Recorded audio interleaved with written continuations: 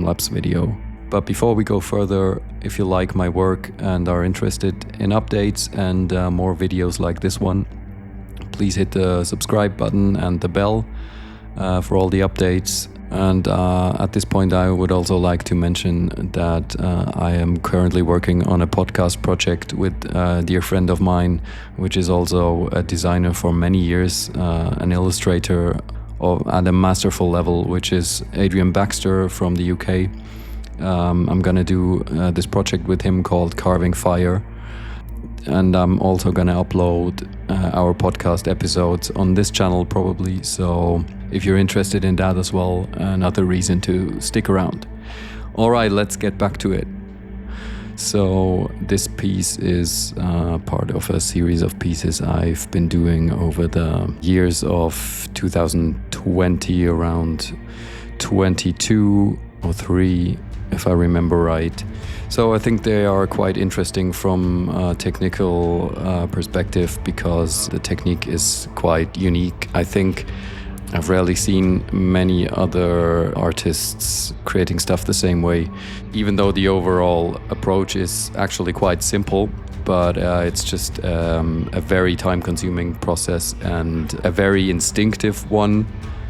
Because there is not much thought going on while I'm creating these pieces. It's basically just all instinct. I'm just letting myself flow into whatever direction a piece is taking me. So you gotta imagine I create these pieces basically from one image, even though the first couple ones I did, I used several images, but as I went on, learned more about this technique, I really tried to limit it to one particular piece, because the approach is quite radical, and I kind of liked that idea to really just take one image and transform it into something completely different.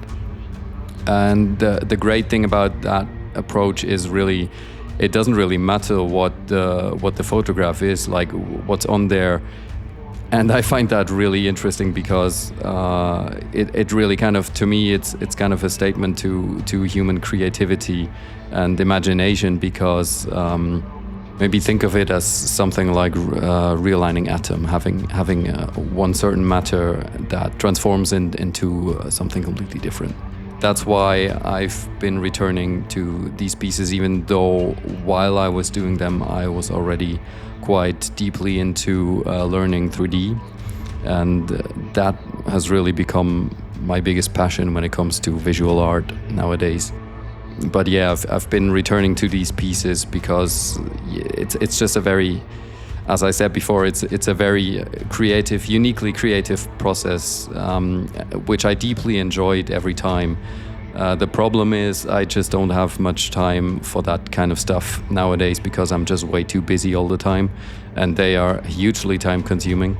I think this piece was around, I can't really tell, it must have been around 20 to 30 hours probably. In some of the earlier pieces I did, I actually spent over 40 hours easily. Yeah, that is a lot of time, and it's just personal work. It was at this point, at least. I've been licensing some of them by now.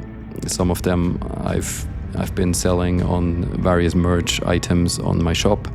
But yeah, basically they didn't really give me much income so far, so it's just personal pieces for myself. And of course, that is also an important aspect of being an artist, but it doesn't pay the bills, so yeah. Always gotta remember both aspects, of course.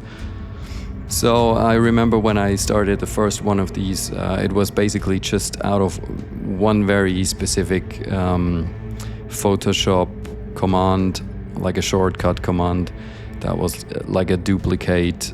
It's basically a duplication, then a rotation on the pivot point, and then a copy-paste repeat command, which is how I'm creating these very fractalized looking bits and pieces that you can see all over the image. And yeah, that's basically been the root of developing this kind of technique. I think I was trying to do something in terms of mandala and mirrored aesthetics, which I always found quite satisfying. And yeah, I was just trying out new things and basically learning new techniques. And that's how I started with this kind of approach. So while creating the first couple of these, I came up with a title as kind of a collection, like a series of work called The Nameless, which was based on this idea of having these sinister, unspeakable entities made of human and worldly shards of reality, tiny fractions of human matter and human mind, human emotion, and consuming all this as energy, consuming our emotions, so to become materialized, which is kind of a reflection of the work process, of course, because that's basically it. That's basically what it is in a technical sense. It's just all little shards and bits and pieces, fragments of reality, so to say. That was kind of the thought that fascinated me behind the idea. So at some point I started to play with the idea of offering custom pieces as a service, as an artistic service for people. So basically you could come to me with just one photograph from whatever, whomever, maybe your sister, maybe a piece of nature that you like, maybe it doesn't really matter. It really doesn't. I can take whatever photograph and something will come out of it, which will be in the same vein like the other pieces I did. And even though I didn't really promote it in any way so far, apart from the latest Instagram post I made about this very piece, because yeah, as I said before, I rarely have time for big things like that currently. Especially if they're not paid, of course. But if someone is out there looking for some spectacular and very unique artistic and personalized gift for any kind of bigger occasion like marriage or like 10 years anniversary or something like that, I'm happy to talk about it and check the options. Please just do bear in mind that it's gonna have to be a bit of a budget because, as said, it really is a very time-consuming process. What I'm also willing to offer would be a time-lapse video of the whole creation process, very much like this one, which of course would give the whole thing another angle, more artistic value, of course, as well. So yeah, if you think that is something you might be interested, don't hesitate to write me a message. Now I want to talk a little bit more about the actual creation process.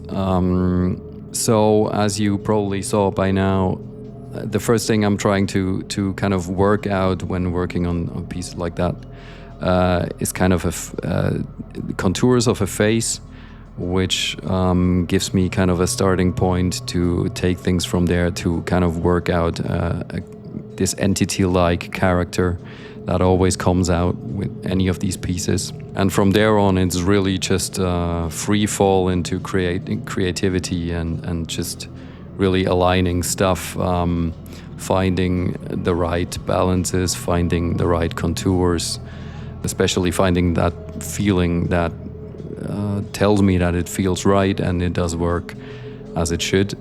That's how basically these pieces progress.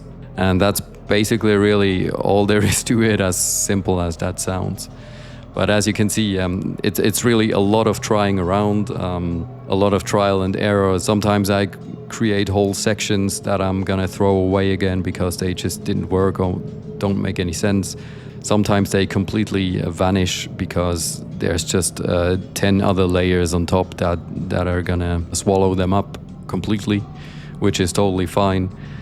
Especially in the age of AI, where everything is aimed to be done in a couple of seconds and nothing else matters apart from the result and a quick look of satisfaction. I keep getting back to this kind of work in my head because it really is such a unique process and such an enjoyable artistic journey every time. It's really, it feels very pure to me in a very primordial creative way, to just let your mind take over, or like your creative energy, whatever you want to call it, and just let it guide your hand and see where it goes, and not having any sketches or any pre-made concepts, any thoughts, any plans. That to me really is the essence of creativity, and that's what makes this kind of work so unique and so enjoyable to me, and so satisfying as well. So I've been talking quite a lot now. I think I'm gonna stop here, and I just want to thank everyone for listening, for making it this far. If you did, thanks for your interest, for the support. If you want to support me as an artist, feel free to check out my Etsy shop. There's a lot of cool merch on there, a lot of prints, t-shirts, sweaters, long sleeves, all kinds of stuff. And if you have some questions, critique, praise, or suggestions, whatever, let me know in the comments. Always helps with the algorithm as well, of course. All right, then enjoy the rest of the time lapse, and see you next time.